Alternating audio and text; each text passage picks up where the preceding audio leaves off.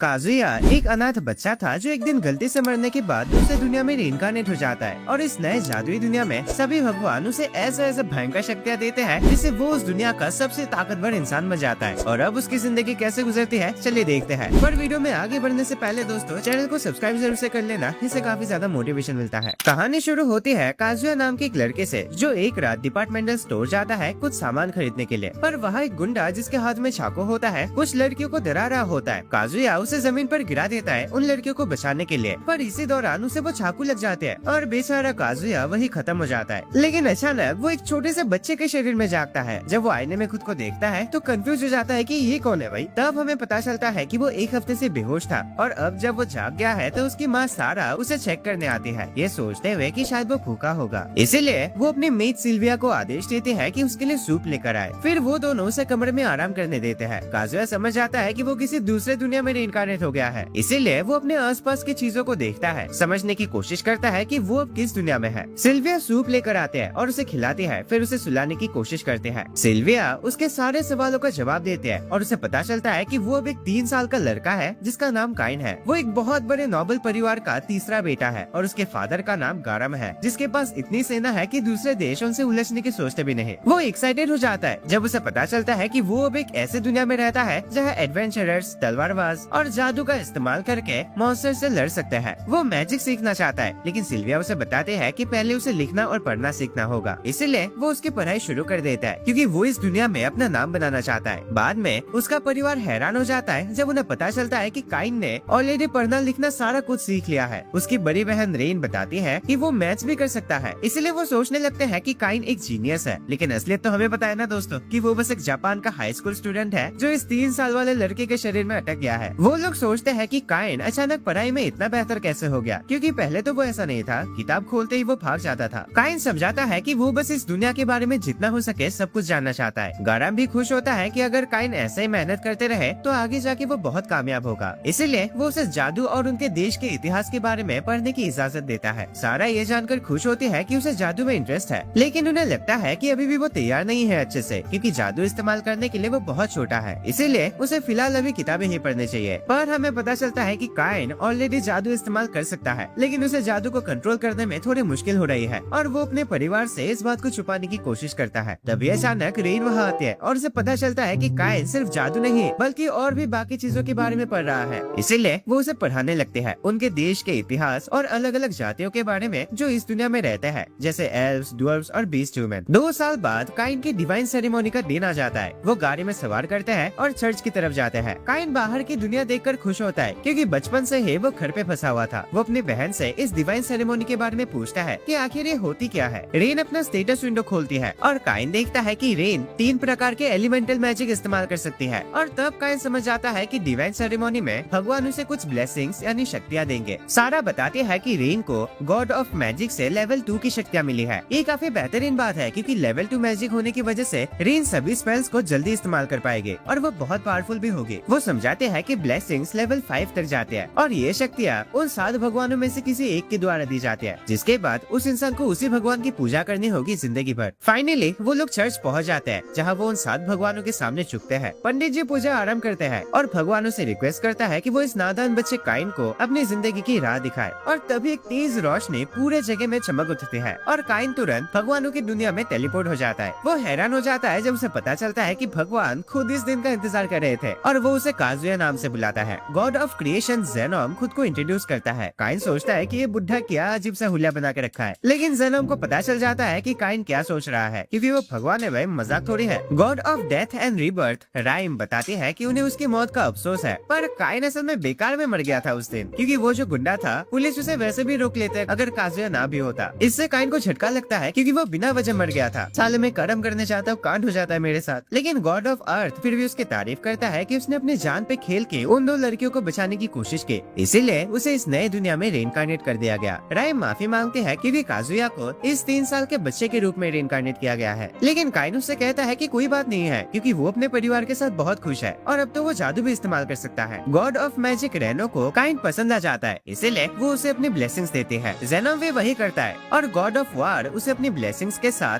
तलवारबाजी और martial arts की शक्तियाँ भी देता है। गॉड ऑफ टेक्नोलॉजी भी उसे अपनी ब्लेसिंग्स देता है और कहता है कि अपनी पिछले जिंदगी जिंदगी की यादों का इस्तेमाल करके इस दुनिया को बेहतर बनाए। गॉड ऑफ कॉमर्स उसे जजमेंट और आइटम बॉक्स का स्किल देता है, वही गॉड ऑफ अर्थ उसे कुछ अनोखे स्किल्स देते हैं जिन्हें वो घर लौटने के बाद इस्तेमाल कर सकता है। जेनोम काइन को सभी भगवानों की ब्लेसिंग्स के साथ वापस भेजता है और यहाँ पंडित जी का दिमाग काम नहीं करता क्योंकि उसने जिंदगी में पहली बार उन मूर्तियों को इतना तेज चमकते देखा। गारम काइन का स्टेटस विंडो देखना चाहता है क्योंकि उसे लगता है कि काइन को बहुत से ब्लेसिंग्स मिले होंगे, पर काइन उन्हें ये दिखाना नहीं चाहता क्योंकि ऐसे तो वो मुसीबत में पड़ जाएगा अगर उन्हें पता चला कि सभी भगवानों ने उसे ब्लेसिंग से भर दिया है। अयो मेरा पेट, अवश्य, और तुरंत वहाँ से भाग जाता है। वो चुप जाता है और अपना स्टेटस विंडो चेक करता है। हाँ बिल्कुल, वो हैरान हो जाता है ये देखकर कि उसकी सारी मैजिक स्किल्स लेवल 10 पर है। काइन को लगा था कि लेवल 5 सबसे हाईएस्ट होता है, इसलिए वो सोच में पड़ जाता है कि भगवान आखिर क्या सोच रहे थे जब उन्होंने उसे अपनी शक्तियाँ दी। वो जानता है कि अगर उसने लोगों को ये सब दिखा दिया तो सब लोग उसे हीरो समझने लगेंगे और वो ऐसा नहीं चाहता। तब उसे याद आता है कि जेनोम ने उसे अपना स्टेटस छुपाने की एबिलिटी भी दी थी। उसके बाद हम देखते हैं कि काइन और उसका परिवार डाइनिंग टेबल पर बैठे होते हैं जहाँ वो डिवाइन सेरेमनी के बारे में बात कर रहे होते हैं। गारम काइन से उसके स्टेटस के बारे में पूछता है तो काइन उन्हें आराम से दिखाता है क्योंकि अब उसने अपनी शक्तियाँ छुपा ली है, लेकिन वो लोग फिर भी उसकी शक्तियाँ देखकर हैरान हो जाते हैं, खासकर उसका मैजिक स्कोर, क्योंकि रॉयल मेजिस के पास भी इतना हाई लेवल जादू नहीं होता। गारम कहता है कि ऐसे भयंकर स्किल्स के साथ काइन चाहे जो भी करे अपनी जिंदगी में वो कामयाबी होगा, पर वो काइन को चेतावनी देता है कि अपनी स्टेटस विंडो कभी किसी को मत दिखाना क्योंकि बाकी लोग उसे खतरे के रूप में देख सकते हैं। काइन अपने कमरे में वापस जाता है और सोचता है कि एक आम इंसान का स्टेटस कैसा होगा। फिर वो एक किताब देखता है जिसमें समनिंग मैजिक के बारे में लिखा होता है, इसीलिए वो बाहर जाकर एक प्यारा सा जानवर समन करने की कोशिश करता है, लेकिन अंत में वो एक डीमन ही समन कर देता है। डीमन उसकी बहन पर हमला करने जाता है जो वहाँ से गुजर रही होती है, पर काइन डीमन पर फायर मैजिक से हमला करने की कोशिश करता है, लेकिन डीमन उसे पकड़ लेता है। तब काइन रिटर्न स्पेल की मदद से उसे वापस भेज देता है। वो जमीन पर गिरता है और बेहोश हो जाता है। जब वो जागता है तो खुश होता है इस बात से कि वो अपनी बहन को बचा पाया और किसी को चोट नहीं लगी। बाद में हम देखते हैं कि एक बड़ा सा दावत रखा जाता है क्योंकि आज काइन का जन्मदिन है। वहाँ वो बताता है कि उसका सपना एडवेंचरर बनना और सभी लोगों को प्रोटेक्ट करना है। गाराम उसे कहता है कि अपने सपने को पूरा करने के लिए उसे और अच्छे से पढ़ाई करनी होगी, इसीलिए वो उसकी मदद करने के लिए एक टीचर का बंदोबस्त करता है। फिर हम देखते हैं कि काइन अपने कमरे में पढ़ाई कर रहा होता है, सोचता है कि उसका टीचर कैसा होगा। जब वो उन्हें आते हुए सुनता है वो चुपके से उन्हें देखना चाहता है, लेकिन फिसलकर उनके ऊपर ही गिर पड़ता है। लाल बालों वाली लड़की अपना इंट्रोडक्शन देती है, बताती है कि उसका नाम मिली है और ये है उसका दोस्त नीना।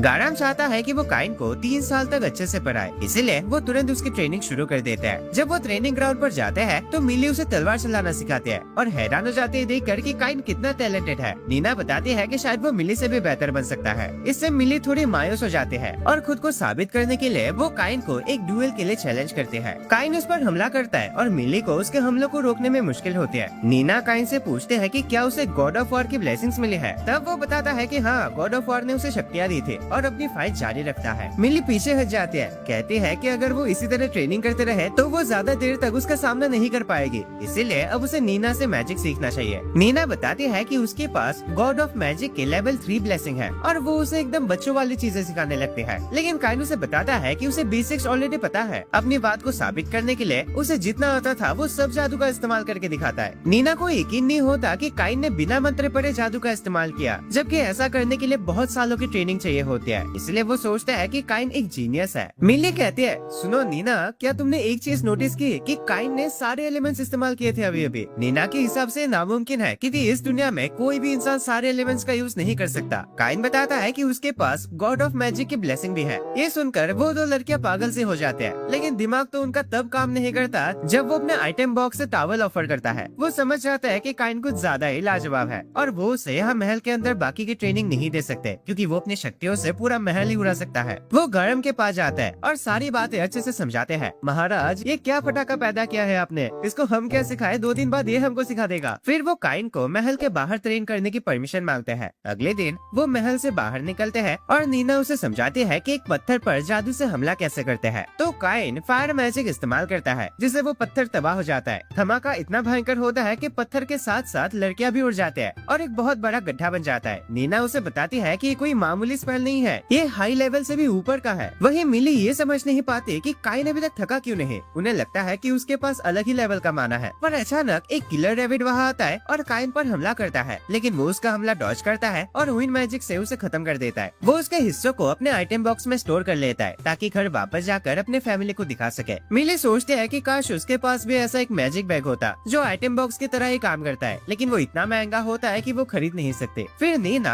और मॉन्स्टर्स का शिकार करने के लिए सर्च स्पेल यूज करते हैं और आसपास के जानवरों की लोकेशन बताते हैं। काइन वो स्पेल सीखना चाहता है, इसीलिए नीना उसे थोड़ा बहुत समझा देते हैं। काइन स्पेल ट्राई करता है पर वो इतना हाई लेवल का होता है कि सिर्फ जानवरों की लोकेशन ही नहीं बल्कि वो किस तरह के प्राणी है वो भी डिटेक्ट कर सकता है। वो उन जानवरों को एक एक करके खत्म करने लगता है, लेकिन एक मॉन्स्टर जंगल की तरफ भागता है और काइन उसके पीछे जाता है। मिली तुरंत उसे रोकती है और कहती है कि पूरा जंगल डरावने मॉन्स्टर से भरा है, इसलिए उसे वहाँ नहीं जाना चाहिए। ये मॉन्स्टर्स हर कुछ सालों में शहर पर हमला करते हैं और इसी वजह से शहर की सुरक्षा इतनी टाइट है। उस शाम काइन को पता चलता है कि वो ऑलरेडी लेवल 8 पर पहुंच चुका है, क्योंकि उसके पास एक ऐसा स्किल है जो उसे 100 गुना ज्यादा एक्सपी देता है। वो भगवानों को दोष देता है कि उन्होंने उसे कुछ ज्यादा ही ओवरपावर्ड बना दिया। अगले दिन वो लोग एडवेंचरर्स गिल्ड जाते हैं क्वेस्ट ढूंढने के लिए, लेकिन वहाँ उनकी मुलाकात एक खरूस आदमी से होती है जो उन्हें डी रैंक एडवेंचरर्स होने की वजह से नीचा समझता है। वो पूछता है कि क्या उनका मिशन बच्चा संभालना है, क्योंकि वो एक छोटे बच्चे के साथ समय बिता रहे हैं। वो मिली को आदेश देता है कि उसका नौकर बन जाए, लेकिन मिली मना कर देती है और नीना उसे बताती है कि अपनी ये बदतमीजी कहीं और दिखाए, क्योंकि वो लोग अभी काम पर है। ये सुनकर वो आदमी गुस्सा हो जाता है और नीना को पकड़ लेता है, जबकि उसके दोस्त मिली को पकड़ने जाता है। पर तभी काइन उस आदमी का हाथ को हल्के से छूता है, जिससे वो जमीन पर गिर जाता है और दर्द में तड़पने लगता है। वो आदमी पलटवार करने की कोशिश करता है, लेकिन वो काइन के सामने कुछ भी नहीं होता। भाई मेन कैरेक्टर है, वो कहाँ ही टिक पाओगे। इसीलिए अब वो अपनी तलवार निकाल लेता है और तेजी से काइन पर हमला करता है, लेकिन काइन एकदम आसानी से सभी हमलों को डॉज कर लेता है। आदमी अपनी पूरी ताकत से हमला करता है, पर काइन उसकी तलवार को 2 उंगलियों से पकड़ लेता है और उसे गिल से बाहर फेंक देता है। उसके साथ ही मिली को चोट पहुंचाने की धमकी देते हैं, लेकिन काइन उनकी भी धुलाई करके बाहर फेंक देता है। लड़कियां उसका शुक्रिया करते हैं और मिली हैरान होती है कि वो सिर्फ जादू ही नहीं बल्कि तलवारबाजी और मार्शल आर्ट्स में भी बहुत अच्छा है। फिर वो लोग जंगल में वापस जाते हैं, जहाँ वो अपनी ट्रेनिंग जारी रखते हैं। समय बीतता है और 3 साल के बाद अब उन लड़कियों के पास उसे सिखाने के लिए कुछ नहीं बचा और उसका ट्रेनिंग कल से खत्म होने वाला है। इसीलिए काइन उन दोनों का शुक्रिया करना चाहता है उसकी इतनी मदद करने के लिए। तभी उसे याद आता है कि मिली को एक मैजिक बैग चाहिए था,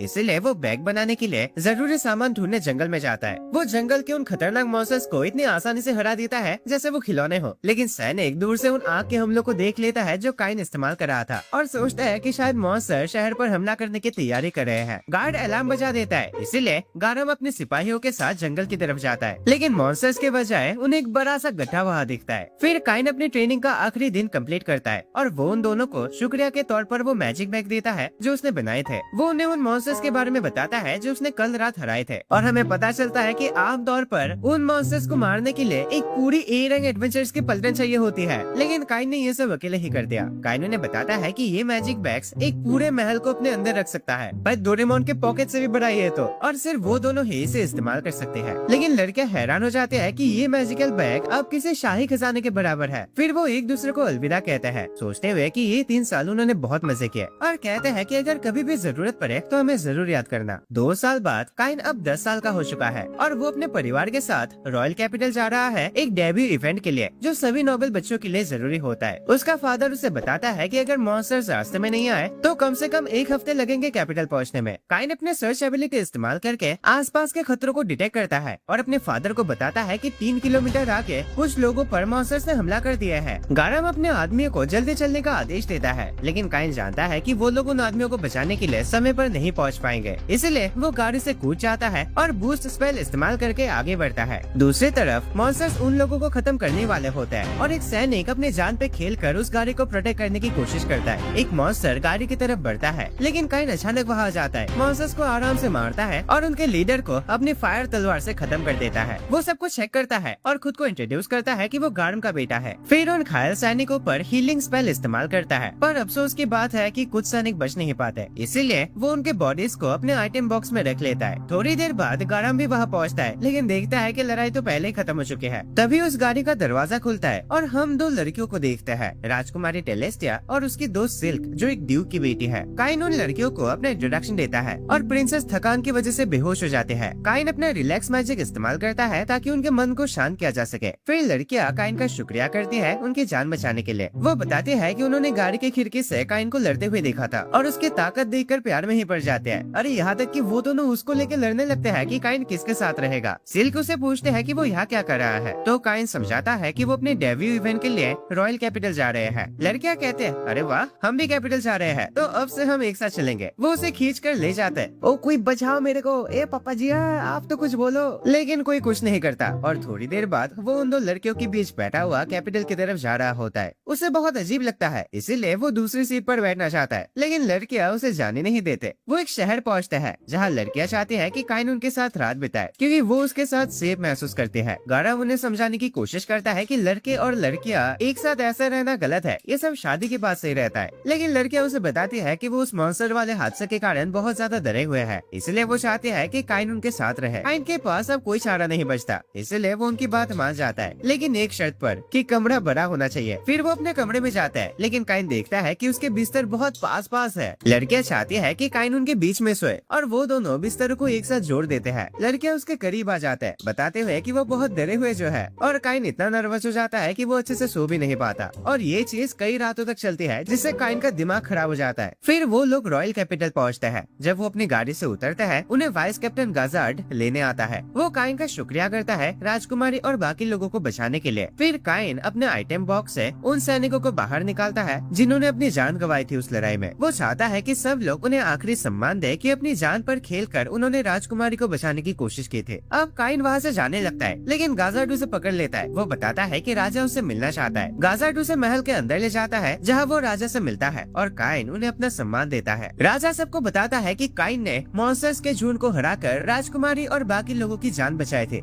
इसलिए इनाम के तौर पर वो काइन को बैरॉन बना देता है और उसे अपना खुद का एक महल भी देता है। पर कॉर्गिनो नाम का एक नोबेल इससे खुश नहीं होता। वो कहता है कि काइन बैरॉन बनने के लिए बहुत छोटा है। लेकिन राजा पूछता है, अच्छा तो क्या तुम उन सारे मॉन्स्टर्स को हरा पाते, वो भी अकेले, अगर तुम काइन की जगह होते तो? तब उस आदमी का मुंह बंद हो जाता है। काइन के पास भी कोई और रास्ता नहीं होता, तो वो बैरॉन का टाइटल एक्सेप्ट करता है और राजा अपनी सभा समाप्त करता है। फिर हम काइन को एक कमरे में उसके फादर के साथ देखते हैं। उसका फादर बताता है कि उसके सारे बेटों में काइन पहला है जो एक बैरॉन बना है। तभी राजा भी उसके पास आता है। राजा और ड्यूक काइन का शुक्रिया करता है उनकी बेटियों की जान बचाने के लिए। काइन उन्हें ऐसा देखकर थोड़ा अजीब लगता है, भाई वो इस देश का राजा है यार। वो उन्हें अपना सर उठाने को कहता है, लेकिन राजा को लगा कि एक फादर के रूप में काइन का शुक्रिया करना जरूरी था। राजा उसे बताता है कि क्योंकि वो मैजिक और तलवार दोनों में लाजवाब है और उसके पास भगवानों की ब्लेसिंग्स भी है, इसलिए वो लोग इतने टैलेंटेड बच्चे को ऐसे छोड़ नहीं सकते, और इसी वजह से उसे बैरॉन का टाइटल दिया गया है। वो काइन को राजकुमारी टेलेस्टिया से शादी करने का ऑफर भी देता है। वही ड्यूक चाहता है कि वो उसकी बेटी से भी शादी करे। काइन हैरान हो जाता है, लेकिन लड़कियां खुश होती है। राजा समझाता है कि अब कुछ ही दिनों में उसका एंगेजमेंट होगा उन दोनों लड़कियों से, क्योंकि वो तीनों एक साथ सो चुके हैं। लेकिन हमें पता चलता है कि ये सब इसीलिए किया जा रहा है ताकि काइन इसी देश में रहे और बाद में कहीं चला न जाए। वो लोग उस पर दबाव बनाते रहते हैं और बेचारा काइन उनकी बेटियों से शादी करने के लिए मान जाता है। अब हम काइन को कैपिटल के चर्च में देखते हैं, जहाँ वो भगवानों से प्रार्थना करता है और तुरंत उनके दुनिया में टेलीपोर्ट हो जाता है। वो भगवानों से अपने स्टेटस के बारे में पूछता है। जेनोम बताता है कि उसके स्टेटस अलग ही लेवल के हैं और वो शायद दुनिया का सबसे ताकतवर इंसान है। अरे बुराओ, ये तो मुझे भी पता है, पर मुझे इतनी शक्तियाँ आप लोगों ने दी क्यों? जेनोम उसे पूछता है, काइन क्या तुम एक डेमीगॉड बनना चाहते हो? मतलब करीब करीब एक भगवान के बराबर है। लेकिन हाँ, अगर तुम डेमीगॉड बन गए फिर एक लिमिट तक ही तुम चीजें कर पाओगे और उन लिमिट्स को पार करने की कोशिश भी मत करना काइन। फिर जेनोम उसे बताता है कि इस दुनिया में ज्यादा कुछ मजा करने के लिए नहीं है, इसीलिए वो सलाह देता है कि काइन अपनी पिछली जिंदगी की ज्ञान का इस्तेमाल करके कुछ बढ़िया सा चीज बनाए। काइन सोचता है कि फिर तो उसे कुछ ऐसा बनाना पड़ेगा जो इस दुनिया में अब तक है ही नहीं, और जेनोम उसकी बात से सहमत होता है। फिर काइन धरती पर वापस आता है और वो पार्मा नाम की एक लड़की को देखता है। पार्मा उसे बताती है कि वो अपने अंकल तामानिस के दुकान पर ट्रेनिंग कर रही है। काइन भी उस दुकान को देखना चाहता है और अंदर इतने सारे मजेदार चीजों को देखकर वो हैरान हो जाता है। वो तामानिस को एक नए गेम के बारे में बताता है जो उसके दिमाग में है। वो उसका ड्राइंग बनाता है और सब कुछ अच्छे से समझा देता है कि इसे खेलते कैसे है। तामानिस को यह आइडिया पसंद आता है और सोचता है कि वो इसे बहुत कम कीमत पर तैयार कर सकता है। इसलिए काइन जल्दी से देखना चाहता है कि वो कैसा बनेगा, और सारा कुछ खर्चा उठाने के लिए वो उसे एक गोल्ड कॉइन देता है। वो तामानिस को बताता है कि वो इसे उसकी पहली कमाई समझे। तामानिस इस काम को करने के लिए मान जाता है और काइन को बताता है कि वो अपना बेस्ट देगा। कुछ टाइम बाद तामानिस उसे गेम का एक सस्ता मॉडल दिखाता है। काइन सोचता है कि बहुत बढ़िया लग रहा है। वो पार्मा के साथ एक गेम खेलता है ताकि उन्हें अच्छे से समझा सके कि गेम को कैसे खेला जाता है, और उस गेम का नाम रिवर्स ही है। तामानिस बहुत एक्साइटेड हो जाता है, सोचते हुए कि ये गेम मार्केट में धूम मचा देगा। फिर काइन सलाह देता है कि नोबल्स के लिए उन्हें एक दूसरा बढ़िया क्वालिटी का मॉडल बनाना चाहिए, क्योंकि नोबल्स इतने सस्ते वाले मॉडल खरीदना नहीं चाहेंगे जो आम लोग खरीदते हैं। उन्हें एकदम प्रीमियम क्वालिटी का बेचना पड़ेगा। काइन चाहता है कि वो इस गेम को रातों रात फेमस कर दे और हर जगह इसको बेचे। जितना भी खर्चा होगा वो देने के लिए तैयार है। तामानिस उसकी बातें सुनकर हैरान हो जाता है और झुककर काइन से वादा करता है कि वो अपनी पूरी जी जान लगा देगा इस गेम को पॉपुलर करने में। फिर वो उस गेम के सैंपल को लेकर गॉड ऑफ कॉमर्स के की मूर्ति के सामने शपथ लेते हैं कि वो अपना काम ईमानदारी से करेंगे, जिसके बाद वो गेम गायब हो जाता है क्योंकि अब गॉड ऑफ कॉमर्स और काइन के बीच एक कॉन्ट्रैक्ट बन चुका है। कॉन्ट्रैक्ट के मुताबिक कोई भी इंसान 3 साल तक इस गेम को चाहकर भी नहीं बना पाएगा सिवाय काइन और तामानिस के। काइन चाहता है कि वो अगले महीने से इस गेम को बाजार में बेचना शुरू करे। और हाँ तामानिस, राजा के लिए एक बहुत प्रीमियम क्वालिटी का गेम बनाना, ठीक है, उन्हें तोहफे में जो देना होगा। उसके बाद वो घर की तरफ निकलता है और सिल्विया उसे बताती है कि उसका डेब्यू इवेंट शुरू होने वाला है, इसीलिए जल्दी से उसे तैयार होना होगा। फिर काइन अपने परिवार के साथ निकल पड़ता है और गारम जानता है कि काइन के ऊपर सभी की नजरें होगी क्योंकि वो नया बैरन जो बना है, इसलिए वो अपने बेटे को चेतावनी देता है कि उन लोगों से बचकर रहे जो अपनी बेटियों को उससे मिलवाना चाहेंगे। फाइनली वो लोग शाही दरबार पहुँचते हैं जहाँ रॉयल परिवार भी मौजूद होता है। राजा भाषण देने लगता है उनके देश के तरक्की के बारे में और काइन अपने परिवार के साथ राजा के पास जाता है। वो राजा को अपना वो नया गेम दिखाता है जो उसने तामानिस के साथ बनाया था। राजा को ये मजेदार लगता है, इसीलिए इस सेरेमनी के बाद वो अच्छे से बात करना चाहता है। यहाँ गारम को पता ही नहीं था कुछ भी कि काइन ने खुद से एक गेम बना लिया। काइन समझाता है कि वो खुद का एक बिजनेस स्टार्ट करना चाहता है ताकि वो खुद की एक पहचान बना सके। उसके पेरेंट्स खुश होते हैं कि काइन मेहनत कर रहा है और उसे कहते हैं कि यहाँ मौजूद बाकी बच्चों से भी उसे मिलना चाहिए और पार्टी एंजॉय करे। काइन सिल्क के साथ बैठ जाता है जो उसकी इतनी तारीफ कर देता है कि बेचारी प्यार में ही पड़ जाती है उसकी। लेकिन कॉर्गिनो का बेटा हैबिट बीच में बोल पड़ता है। वो भी सिल्क की तारीफ करता है, सोचता है कि वो उसे शादी कर लेगी, लेकिन सिल्क बस चुपचाप खड़ी होती है, झुकती है और खड़ी होती है। भाई यार, ऐसे कौन रिजेक्ट करता है, इससे अच्छा तुम मुंह पे ना ही बोल देती। हैबिट का एक दोस्त कहता है कि काइन को हैबिट का सम्मान करना चाहिए, इसीलिए काइन उसे हेलो बोलता है और अपना इंट्रोडक्शन देता है कि उसका नाम काइन है और वो अभी अभी बैरन बना है। लेकिन वो लोग सोचता है कि वो बस किसी बैरन का बेटा है, इसलिए वो उसे नीचा समझने लगता है। हैबिट सोचता है कि काइन किसी गरीब परिवार से होगा क्योंकि उसने अपना पूरा नाम भी नहीं बताया और उसे धमकाता है कि अगर काइन अपने खड़ूस स्वभाव के लिए माफी नहीं मांगेगा तो उसे बुरी तरह मार पड़ने वाले है। लेकिन काइन हैबिट को बताता है कि बदतमीजी तो वो खुद कर रहा है, इसीलिए वो ये मैटर सुलझाने के लिए बाहर जाते हैं जहाँ हैबिट उससे लड़ना चाहता है। हैबिट बताता है कि उसके दोस्तों के पास भगवानों की ब्लेसिंग्स है और वो मैजिक भी यूज कर सकते हैं। पहले वो सुनियो जैसा लड़का सामने आता है और अपना जादू शो ऑफ करने की कोशिश करता है। वो एक एकदम छुटकू कमजोर सा फायरबॉल बनाता है जिसे काइन आसानी से डॉज कर लेता है। दूसरा लड़का भी शो ऑफ करने की कोशिश करता है, लेकिन वो भी बस एक कमजोर सा पत्थर ही बना पाता है। वो दोबारा हमला करने वाले होता है, लेकिन सिल्क बोर हो जाते हैं, इसलिए वो उन्हें बताती है कि काइन किसी बैरन का बेटा नहीं है बल्कि वो खुद एक बैरन है। वो उन्हें काइन के एबिलिटीज के बारे में बताती है कि वो कितना शानदार है। वो गाराम का तीसरा बेटा है,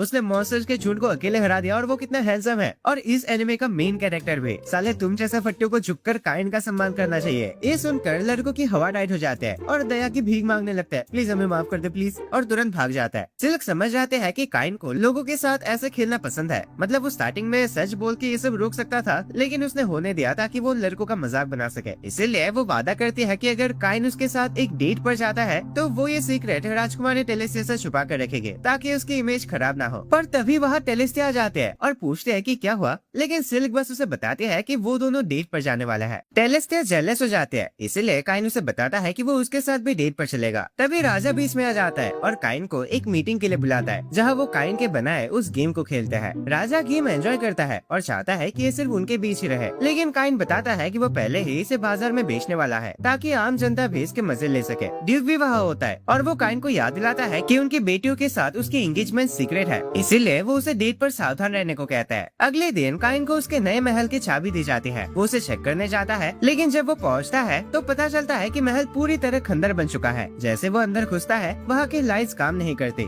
इसीलिए वो मैजिक यूज करके रोशनी का जुगाड़ करता है। वो बाकी कमरों को भी चेक करता है, लेकिन पता चलता है कि सब कुछ हद से ज्यादा गंदा है और सारे कमरे खाली है। लेकिन उसे इन सबसे फर्क नहीं पड़ता क्योंकि वो अपने मैजिक से एक चुटकी में पूरे महल को ठीक कर सकता है और साफ भी कर सकता है। वो सारे कमरों को ठीक कर देता है और महल बिल्कुल नया जैसा हो जाता है। फिर उसके पास एक मेहमान आता है और पता चलता है कि वो उसकी मेड सिल्विया होते हैं। सिल्विया फिर से उसके मेड के तौर पर काम करने के लिए खुश हो जाते हैं और काइन को अपना नया बटलर भी मिलता है जो खुद को कॉलिन के नाम से इंट्रोड्यूस करता है। सिल्विया तुरंत काम शुरू करने के लिए एक्साइटेड होती है और बाकी नौकरों को सफाई शुरू करने का आदेश देती है, लेकिन वो देखते हैं कि सब कुछ तो पहले से एकदम चमक रहा है, धूल का तो कोई नामो निशानी नहीं है। काइन कहता है कि उसने सब कुछ पहले ही अपनी मैजिक से साफ कर दिया। कॉलिन उसे याद दिलाता है कि उसे अपने परिवार के पास जाना चाहिए और तब काइन को याद आता है कि उसके बड़े भाई घर लौट रहे हैं। फिर हम उसके भाइयों से मिलता है। वो हैरान होते हैं कि काइन को खुद का एक महल मिल गया है और वो इतनी जल्दी बैरन बन गया। रेने भी उसका घर देखना चाहते हैं, लेकिन उसके भाई उसे चेतावनी देते हैं कि महल में भूत वगैरह हो सकता है क्योंकि वो इतना पुराना जो है। लेकिन काइन उसे तसल्ली देता है कि कोई भूत वगैरह नहीं है, सब कुछ एकदम बढ़िया है। फिर वो लोग उसका महल देखने जाते हैं और वो हैरान हो जाते हैं क्योंकि महल बिल्कुल नया जैसा दिख रहा है। उसके फादर को ये अजीब लगता है क्योंकि पिछली बार जब वो ये महल देखने आया था तब तो ये फटा पुराना था, लेकिन उन्हें तुरंत पता चल जाता है कि ये जरूर काइन का काम होगा। वो सारे कमरों को देखकर हैरान होते हैं, लेकिन उसके फादर कहता है कि इसमें अभी भी कुछ कमी है, शायद अगर एक आर्ट होता तब मजा आता। काइन सोचता है कि आर्ट की क्या जरूरत है। वो अपने महल को तस्वीरें, आर्मर और कीमती चीजों से सजाते हैं। ये सुनकर काइन फैसला करता है कि वो एक ऐसा भयंकर मॉन्स्टर वहाँ पर रखेगा जो उसने खुद हराया हो। थोड़ी देर बाद सिल्विया अचानक चिल्ला पड़ती है। मीट्स हैरान हो जाते हैं जब वो एक बहुत बड़े रेड ड्रैगन को देखते हैं। काइन को तब याद आता है कि वो उन्हें इसके बारे में तो बताना ही भूल गया। उसका फादर पूछता है कि ये सब क्या है भाई? काइन कहता है, अरे ये तो बस एक छोटा सा मॉन्स्टर था जो उस दिन मैंने हराया था। आपने महल सजाने को बोला तो मैंने इसे ही लगा दिया। उसका फादर हैरान होता है और पूछता है कि उसने इसे कब हराया। काइन बताता है कि वो जंगल में गया था कुछ टाइम पहले। उसका फादर उसे बताता है कि रेड ड्रैगन एक कैलेमिटी लेवल मॉन्स्टर माना जाता है और ए रैंक एडवेंचरर्स भी उसे हरा नहीं सकते। उसका फादर कहता है, काइन क्या तुम्हें पता भी है कि रेड ड्रैगन की कीमत करीब करीब 1000 प्लेटिनम कॉइन्स के बराबर होती है। ये सुनकर काइन हैरान हो जाता है, सोचता है कि ये तो 100 करोड़ रुपए के बराबर होगा। तभी उन्हें एक और चिल्लाने की आवाज सुनाई देती है, इसीलिए वो तुरंत उस तरफ दौड़ पड़ता है। उसकी माँ उसे टॉयलेट के बारे में पूछते है कि उसने वहाँ पर वाटर स्प्रे लगाया है और वो ऐसे ऐसे जगह पहुँचा जहाँ उसका बाप भी नहीं पहुँच पाया था।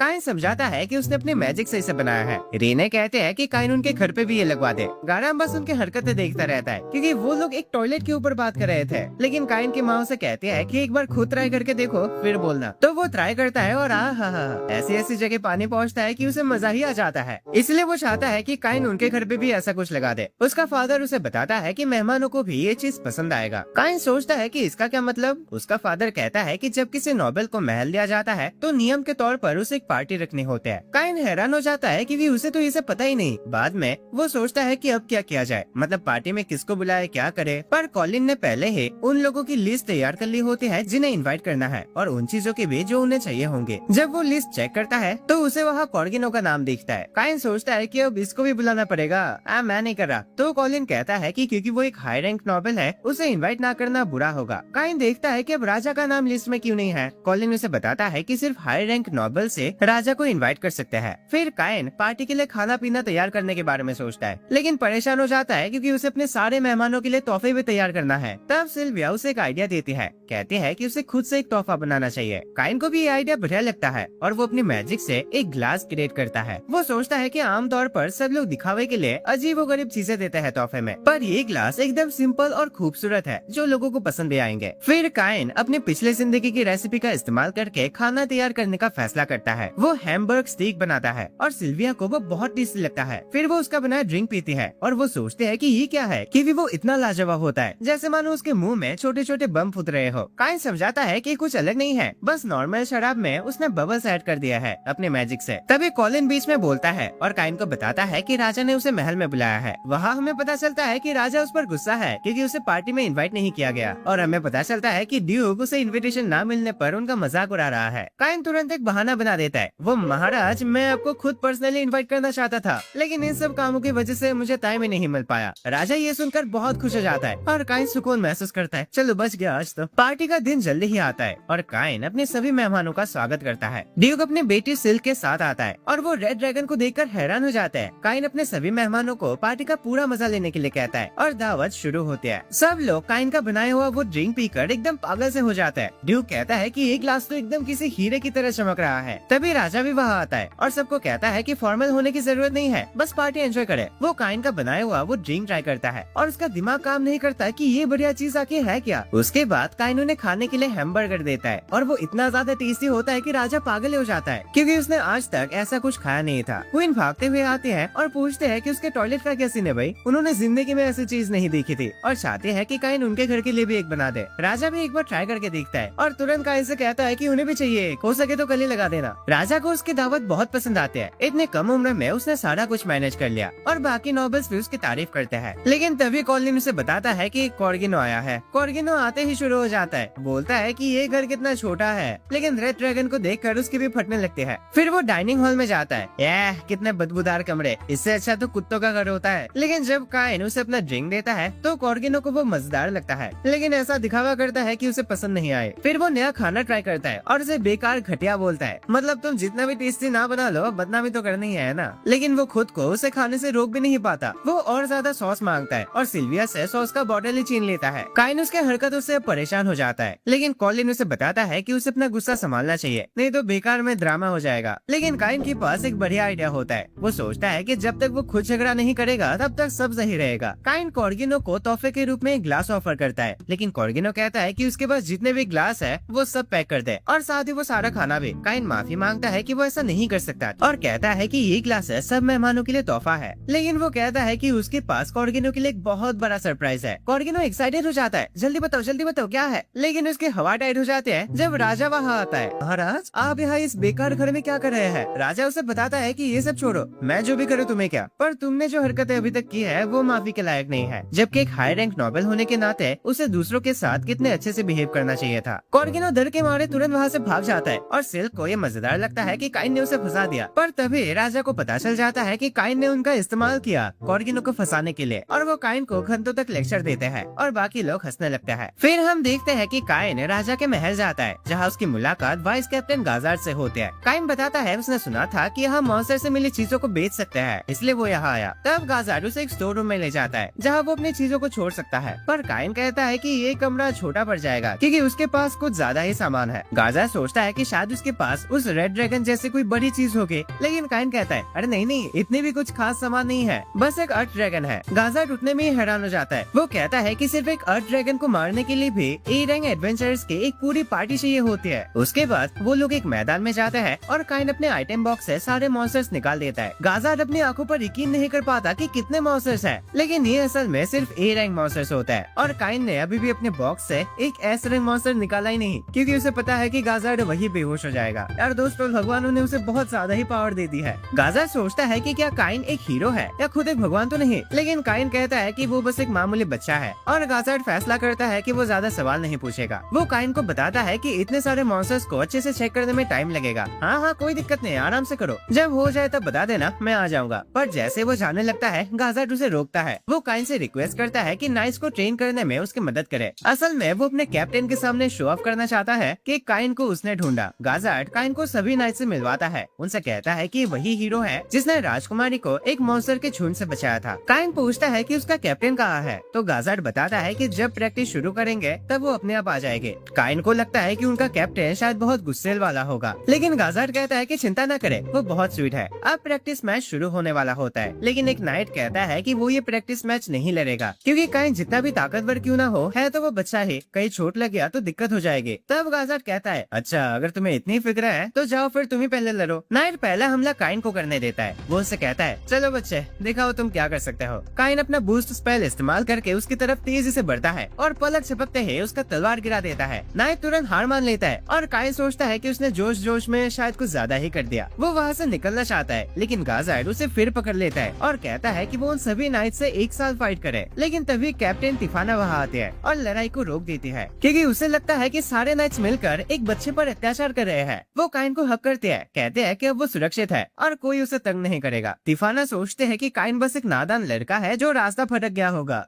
वो गाजार्ड को डांटती है कि उसने एक बच्चे पर हमला कैसे होने दिया। तब वो समझाता है कि मास्टर जी, काइन असल में वही बच्चा है जिसने मॉन्स्टर के झुंड को हराकर राजकुमारी की जान बचाई थी। ये सुनकर तिफाना का चेहरा तुरंत बदल जाता है, क्योंकि वो उससे मिलकर एक्साइटेड हो जाते हैं और वो काइन को एक डुएल के लिए चैलेंज करते हैं। गाजार्ड उसे पहले अपना इंट्रोडक्शन देने को कहता है, लेकिन वो कहते हैं कि वो एक दूसरे को ऐसे बातचीत करके नहीं बल्कि तलवारों से जानेंगे। नाइट सोचता है कि अब तो काइन गया काम से, क्योंकि तिफाना के पास मास्टर सोर्समैन का टाइटल है। वो लड़ाई के लिए तैयार होता है, लेकिन काइन कहता है कि उसके पास तो सिर्फ एक लकड़ी की तलवार है, वो लड़ेगा कैसे। पर तिफाना फिर भी उस पर हमला करती है। वो अपना बूस्ट स्किल इस्तेमाल करती है और काइन की तरफ बढ़ने लगती है एकदम तेजी से। दोनों के बीच एक भयंकर लड़ाई शुरू हो जाती है और नाइट्स पगला जाते हैं देख कर कि काइन कैप्टन के साथ बराबरी कर रहा है। हाँ, चलो खत्म करते हैं ये सब। फिर काइन अपनी स्पीड और ज्यादा बूस्ट करता है, कैप्टन के पीछे आ जाता है और ये लड़ाई जीत लेता है। तिफाना खुशी से रो पड़ती है और तुरंत फैसला करते हैं कि वो काइन से शादी करेगी। सब लोग हैरान हो जाते हैं। काइन कहता है कि शादी, मैं अभी कैसे कर सकते हो भाई, मैं तो सिर्फ 10 साल का हूँ और मुझे तिफाना के बारे में कुछ पता भी नहीं है। इसीलिए तिफाना अपना इंट्रोडक्शन देती है। रॉयल नाइट्स के कैप्टन होने के अलावा वो एक विस्काउंट भी है और नॉर्दर्न फॉरेस्ट के ड्यूक की बेटी है। वो उसे कहते हैं कि उम्र को लेकर चिंता मत करो, क्योंकि वो एक एल्फ है जो कम से कम 300 सालों तक जिंदा रहेगी और बढ़ते समय के साथ वो बुढ़ी भी नहीं लगेगी। लेकिन काइन सोचता है कि प्रॉब्लम ये नहीं थी। काइन गाजर्ट के पीछे छुप जाता है और कहता है कि शादी एक बड़ा फैसला है और वो लोग ऐसे जोश जोश में फैसला नहीं कर सकते, खासकर क्योंकि वो ऑलरेडी टेलिस्टिया और सिल्क से एंगेज्ड है और वो उन्हें बता भी नहीं सकता। वो गाजर्ट से मदद के लिए रोता है, लेकिन गाजर्ट बस सोने का नाटक करता है। तिफाना भी समझती है कि ये सारी चीजें वो अपने फैसला नहीं कर सकते, इसलिए वो गाजर्ट से कहती है कि राजा के साथ एक मीटिंग अरेंज करे। काइन सोचता है कि अगर राजा को पता चला तो वो उसे मार डालेगा, लेकिन उसके पास कोई चारा नहीं होता और उसे भी उनके साथ जाना पड़ता है। फिर हम देखते हैं कि राजा के साथ उनकी एक मीटिंग होती है, जो सोचता है कि काइन यहाँ क्या कर रहा है। तिफाना बताती है कि वो काइन से शादी करना चाहते हैं और राजा उनसे पूरी कहानी सुनना चाहता है। काइन समझाता है कि उसने तिफाना को एक ड्यूएल में हरा दिया था और इसी वजह से उसने उसे प्रपोज कर दिया। राजा पूछता है कि क्या उसने तिफाना को अपने एंगेजमेंट के बारे में बताया, लेकिन काइन कहता है कि वो नहीं बता पाया क्योंकि ये तो सीक्रेट रखना था। राजा फिर समझाता है कि एल्फ्स को पहले उनकी खूबसूरती के लिए किडनैप करके बेचा जाता था, लेकिन पहले राजा ने उनके देश में तरक्की लाई और एल्फ्स के साथ समझौता बनाया। उन्होंने पूरे एल्फ के देश को अपने किंगडम के अंदर ले लिया और वो रिवील करता है कि तिफाना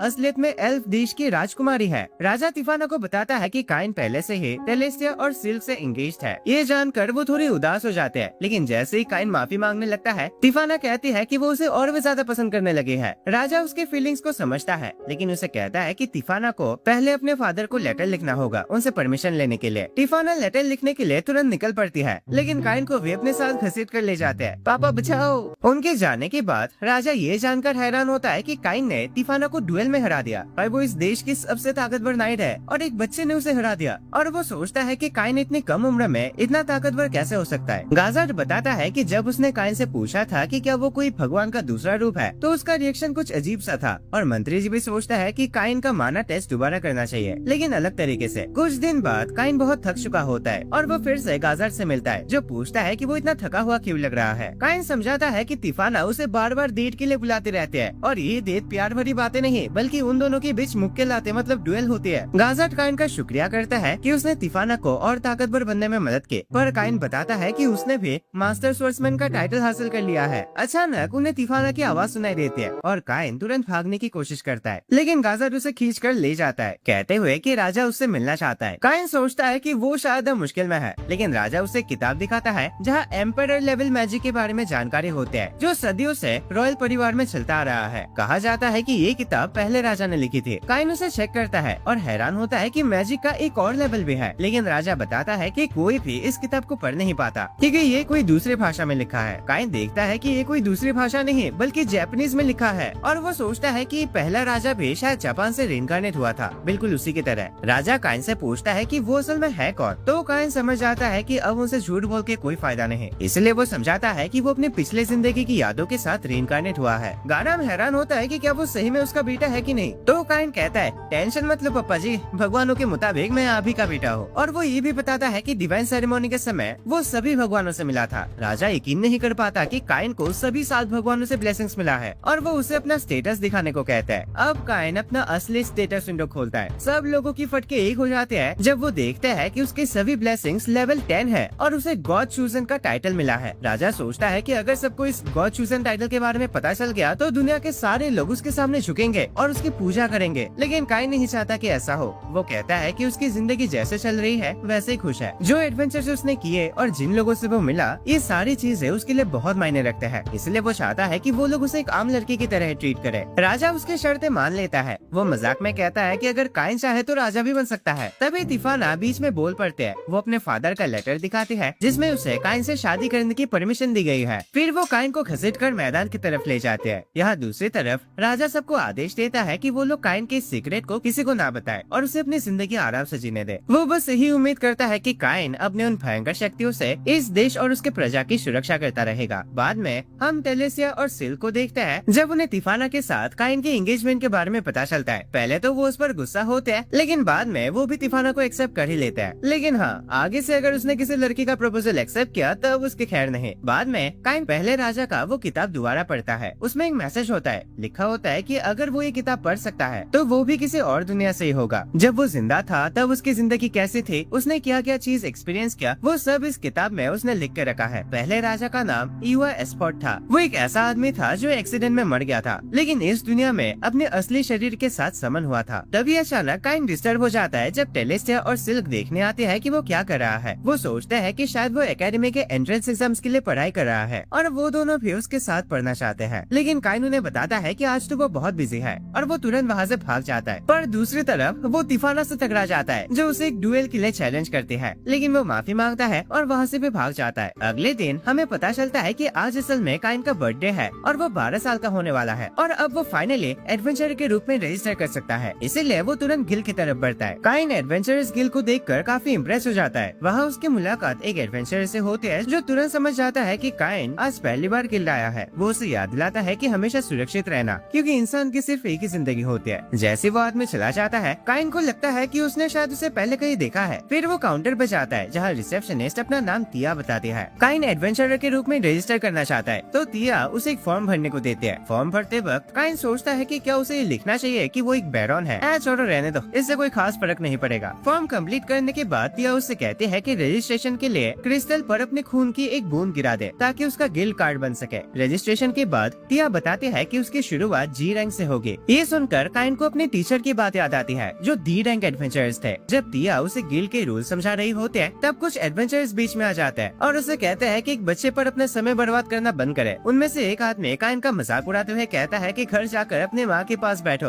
और उसे लात मारने की कोशिश करता है, लेकिन काइन आसानी से बच जाता है। फिर उसका दोस्त भी उस पर हमला करने की कोशिश करता है, लेकिन काइन उसे भी डॉज कर लेता है। दोनों मिलकर भी उसका कुछ नहीं बिगाड़ पाते और अपनी ही बेइज्जती करवा लेते हैं। जब वो आदमी गुस्से में अपने तलवार निकालने वाला होता है, तभी वो लाल बालों वाला एडवेंचरर वहाँ आ जाता है। आदमी उसे तुरंत पहचान लेता है कि ये तो क्लॉड है, आइस फ्लेम पार्टी का मेंबर। क्लॉड उन्हें धमकी देता है कि क्या वो सच में लड़ाई करना चाहता है। ये सुनते ही दोनों आदमी डर के मारे वहाँ से भाग जाते हैं। काइन क्लॉड का शुक्रिया अदा करता है और क्लॉड भी समझ जाता है कि काइन काफी ताकतवर है, क्योंकि वो दोनों एडवेंचरर्स मिलकर भी उसका कुछ नहीं बिगाड़ पाए। फिर दोनों साथ बैठकर ड्रिंक करते हैं। अब क्योंकि काइन अभी बच्चा है, इसलिए उसे जूस दिया जाता है। क्लॉड को हैरानी होती है कि इतनी छोटी उम्र में काइन इतना ताकतवर कैसे है। काइन बताता है कि उसने बचपन से ही ट्रेनिंग की है। फिर काइन पूछता है कि वो गुंडे लोग आइस फ्लेम पार्टी का नाम क्यों ले रहे थे। क्लॉड बताता है कि आइस फ्लेम पार्टी असल में उसी की है। वो खुद फायर मैजिक इस्तेमाल करता है और उसकी वाइफ आइस मैजिक चलाती है। क्लॉड काइन को सलाह देता है कि वो भी कोई पार्टी ज्वाइन करे, क्योंकि पार्टी के साथ बड़े बड़े क्वेस्ट करना और रैंक बनाना ज्यादा आसान होता है। फिर वो उसे अपना गोल्डन कार्ड दिखाता है, जिससे पता चलता है कि वो एक ए रैंक एडवेंचरर है। काइन कार्ड देखकर काफी इम्प्रेस होता है, लेकिन क्लॉड कहता है कि वो और आगे बढ़ना चाहता है। वो बताता है कि पहला राजा एसएस रैंक एडवेंचरर था और उसका कार्ड काले रंग का था। तभी क्लॉड के सर पर अचानक एक जोरदार मार पड़ते हैं और उसकी वाइफ लीना वहाँ जाते हैं। वो पूछते हैं कि वो फिर से टाइम पास क्यों कर रहा है। काइन अपना इंट्रोडक्शन देता है और बताता है कि क्लॉड ने उसकी मदद की थी। लीना को वो बहुत क्यूट लगती है। कहते हैं कि अगर उसे कभी कोई परेशानी हो तो वो उसकी मदद करेगी। इसके बाद वो क्लॉड को खींचकर ले जाते हैं, क्योंकि उन्हें अपने मिशन पर जाना होता है। काइन भी फिर क्वेस्ट देखने लगता है और वहाँ एक सामान उठाने वाला मिशन होता है। तो काइन को लगता है कि आइटम बॉक्स स्किल की वजह से वो काफी आसानी से सामान उठा सकता है, लेकिन वो ऐसा एक क्वेस्ट करना चाहता है जिसमें मॉन्स्टर को हराना हो। तभी उसकी नजर गॉब्लिन्स को मारने वाले एक क्वेस्ट पर पड़ती है। इस क्वेस्ट में जितने चाहे गॉब्लिन्स मार सकते हैं और कोई लिमिट नहीं है, इसीलिए काइन सोचता है कि ये उसके पहले क्वेस्ट के लिए परफेक्ट रहेगा। लेकिन तभी उसकी मुलाकात तिफाना और गाजार से हो जाते हैं। गाजार बताता है कि वो नाइट्स के साथ ट्रेनिंग के लिए जा रहा है। तिफाना पूछते हैं कि काइन क्या कर रहा है, तो काइन बताता है कि वो अपने पहले एडवेंचरर मिशन पे जा रहा है। ये सुनते ही तिफाना कहते हैं कि वो भी साथ चलेंगे, क्योंकि वो अपने हस्बैंड के पहले मिशन को अपने आंखों से देखना चाहते हैं। ट्रेनिंग का काम वो गाजार को सौंप देते हैं। काइन भागने की कोशिश करता है, लेकिन तिफाना उसे पकड़ लेते हैं और साथ ले जाते हैं। दोनों जंगल की तरफ निकल पड़ते हैं। तिफाना पूरे रास्ते उसके साथ समय बिताकर खुश होते रहते हैं और गॉब्लिन्स को ढूंढते रहते हैं। काइन अपने सर्च स्किल का इस्तेमाल करके आगे गॉब्लिन्स का पता लगा लेता है। वहाँ वो देखता है कि एक आदमी गॉब्लिन से घिरा हुआ है। दोनों तुरंत उसकी मदद के लिए दौड़ते हैं। काइन अपने हीलिंग मैजिक से उस आदमी को ठीक कर देता है। तिफाना गॉब्लिन्स पर टूट पड़ते हैं और बहुत आसानी से उन्हें काट देती है, लेकिन कुछ और गॉब्लिन्स भी वहाँ आ जाता है। काइन अपनी मैजिक से तिफाना की ताकत बढ़ा देता है। तिफाना को लगता है जैसे वो दोनों एक साथ लड़ रहे हो और वो आसानी से सब गॉब्लिन्स को हरा देते हैं। तभी एक जायंट गॉब्लिन सामने आ जाता है, लेकिन काइन की सपोर्ट मैजिक की वजह से वो भी उसके लिए कोई मुसीबत नहीं होता और वो आसानी से उसे 2 टुकड़ों में काट देती है। फिर वो सपने देखने लगते हैं कि उनकी शादी हो चुकी है और काइन उसकी तारीफ कर रहा है। लेकिन उसी वक्त ग्रीन लिजर्ड्स का एक झुंड आ जाता है। काइन तिफाना को उस घायल आदमी के साथ दूर जाने को कहता है और बोलता है कि इन मॉन्स्टर्स को वो खुद संभालेगा। सबसे पहले वो लाइट स्पेल इस्तेमाल करके उन्हें अंधा कर देता है। उसके तुरंत बाद वो आइस मैजिक का इस्तेमाल करता है और जमीन से बहुत बड़े बर्फ के खंभे निकलते हैं जो पूरी जगह हिला देता है। वो आदमी समझ ही नहीं पाता कि आखिर हो क्या रहा है, लेकिन तिफाना बस मुस्कुराकर सोचते हैं कि काइन के लिए ये तो आम बात है। कुछ देर बाद काइन के टीचर ग्रीन लीजर्स की इन्वेस्टिगेशन करने पहुँचते हैं, लेकिन वहाँ मॉन्स्टर्स का कोई नामो निशान नहीं मिलता। सिर्फ एक बहुत बड़ा गड्ढा वहाँ होता है। मतलब पता चलता है कि किसी ने हाई लेवल मैजिक का इस्तेमाल किया होगा। काइन गिल में वापस आता है और सोचता है कि क्या वो ग्रीन लीजर्स को यहीं पर रख सकता है, भले ही उसने उनका ये क्वेस्ट ऑफिशियली एक्सेप्ट नहीं किया था। ये सुनकर तिया हैरान रह जाते हैं, क्योंकि ग्रीन लीजर्स का क्वेस्ट आमतौर पर सी रैंक का होता है। तब काइन बताता है कि उसने कम से कम 30 ग्रीन लीजर्स को हरा दिया है। तिया को इस बात पर बिल्कुल यकीन नहीं होता और वो तुरंत गिल के वाइस कैप्टन के पास दौड़ जाते हैं और उन्हें पूरी बात बताते हैं। वाइस कैप्टन काइन से मिलता है और अपना नाम सेड्रिक बताता है। वो कहता है कि गिल मास्टर अभी बिजी है, इसलिए फिलहाल वो ही इस मामले को हैंडल करेगा। सेड्रिक को लगता है कि काइन उन्हें धोखा देने की कोशिश कर रहा है, क्योंकि उसने तो अभी अभी एडवेंचर के रूप में रजिस्ट्रेशन करवाया है और उसके हिसाब से एक नया एडवेंचरर 30 ग्रीन लीजर्स को हरा ही नहीं सकता। काइन बार बार कहता है कि उसने सच में उन्हें हराया है, लेकिन सेड्रिक सोचता है कि वो बस पैसों के लिए झूठ बोल रहा है। सेड्रिक इतना गुस्सा हो जाता है कि वो काइन का गिल कार्ड कैंसिल करने का फैसला कर लेता है और कहता है कि गिल में उस जैसे नमूने के लिए कोई जगह नहीं है। लेकिन तभी गिल मास्टर वहाँ आ जाता है। सेड्रिक उन्हें पूरी सिचुएशन समझाता है और कहता है कि एक नया एडवेंचरर 30 ग्रीन लीजर्स को हरा ही नहीं सकता। गिल मास्टर इस बात पर हंस पड़ता है और सेड्रिक से कहता है कि उसे भी बहुत कुछ सीखना बाकी है। सेड्रिक को यकीन ही नहीं होता कि गिल मास्टर काइन का साथ दे रहे हैं। तब गिल मास्टर अपने एक मेहमान को बुलाता है और वो और कोई नहीं बल्कि तिफाना होते हैं। तिफाना आते ही काइन को गले लगा लेते हैं और उसे अपना हस्बैंड कहकर बुलाते हैं। तिया और सेड्रिक दोनों ये सुनकर हैरान हो जाते हैं। काइन पूछता है कि तिफाना गिल में क्या कर रही है, तो वो बताते हैं कि शहर को गॉब्लिन्स और ग्रीन लीजर से कैसे बचाए, इन सब के बारे में वो डिस्कस करने आए थे। फिर गिल मास्टर सबको बताता है कि काइन असल में एक बैरॉन है और वही हीरो है जिसने प्रिंसेस को बचाया था। सेड्रिक को इस बात पर भी यकीन नहीं होता और वो कहता है कि रजिस्ट्रेशन फॉर्म में तो ये सब कुछ नहीं लिखा था।